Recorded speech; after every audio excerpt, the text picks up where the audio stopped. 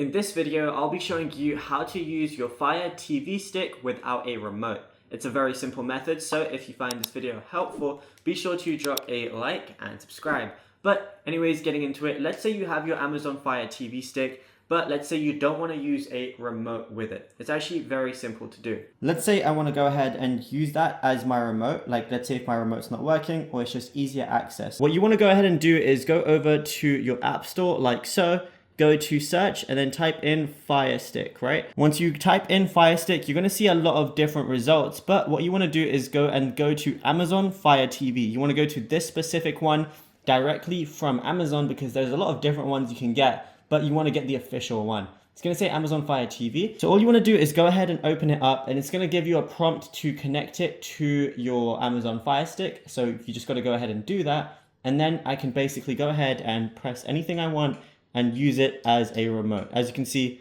everything I'm pressing is fully registering. And then yeah, you'll be good to go. It's as simple as that. Now, if you found this video helpful, be sure to drop a like and subscribe. And also be sure to check out all our other Amazon Fire Stick videos on the channel.